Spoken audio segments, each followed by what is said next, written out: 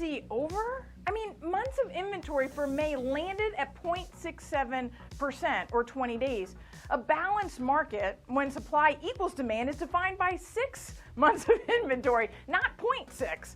Yet, on the street, real estate agents and buyers feel like we're headed towards a balanced market.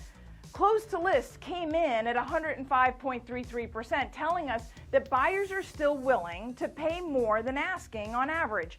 If you look over $1 million listings, those went for 107% close to list. And median days on market were a still hot 4 days. Yet, some listings had few to no showings their first weekend on market, and the median closed to price actually dropped 0.24%. 197 more homes sold last month, and 631 more homes went under contract than April, while 72 fewer homes came on the market to even choose from.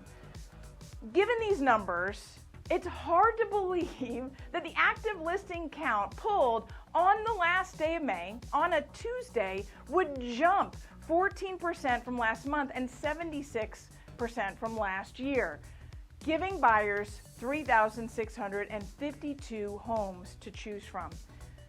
Buyer demand, as measured by the United States MBA Purchase Index, dropped 12.3% during the month of May. Mortgage purchase applications, of course, they softened as interest rates hit an average of 5.62% for a 30-year fixed mortgage on May 7th, per the Mortgage News Daily Survey. Application numbers, however, remain muted even while interest rates dropped 0.5% during the second half of May. I mean, with all the graduations and holidays, did buyers not notice? Buyers and sellers alike are trying to figure out how to time this market. A market in transition is sending mixed messages. Inventory is still painfully low. Closing 5,445 units last month means that we need 32,670 homes for sale to hit a balanced market, an unrealistic number given Denver's propensity for being a seller's market. I mean, shoot, I'd be thrilled with even the 10,527 average listings we've seen in May from 2008 to 2022. There's a third of that today. But rising inventory will be the telltale of an easy market. And we would expect to see rising inventory given a consumer inflation of 8.3% and mortgage rates above 5%, both cooling buyer demand. Mortgage rates are expected to stay above 5% through 2022 as the Federal Reserve kicks off quantitative tightening on the 1st of June and plans on raising the Fed rate 0.5% both in June and again in July. We will know more as the Fed releases their dot plot map at their June meeting. This will give us clues as to where they see the Fed rate going for the rest of 2022 as well as 2023 and 2024.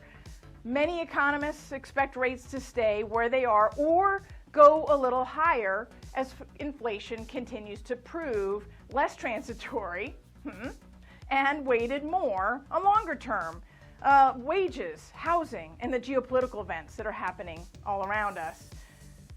These higher borrowing rates on top of our 18.5% year-to-date median close prices could and should yield us longer days on market, higher active inventory counts, and softer month-over-month prices as buyers become more discerning and slower to pull the trigger.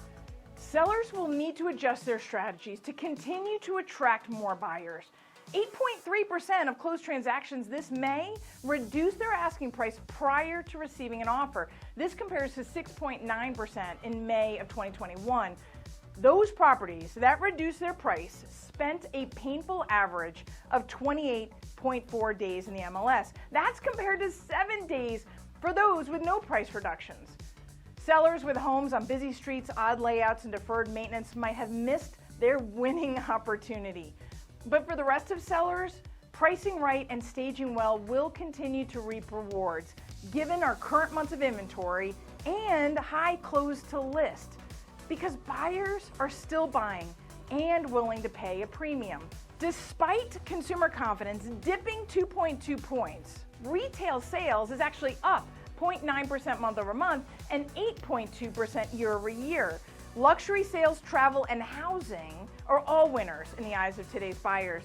As the number one hedge against inflation, housing will continue to remain strong, even as we move inches towards a balanced market. Because while the wealthy are spending $195 million on Andy Warhol's print of Marilyn Monroe and $143 million for 1955 vintage Mercedes-Benz as hedges, the rest of us can count on a good home continuing to grow at a good pace, providing stability and financial security as our hedge against inflation. Well, until next time, that's a wrap for this month's Market Trends Update. It's my pleasure to keep you updated. Nicole Rueth of the Rueth Team of Fairway Mortgage.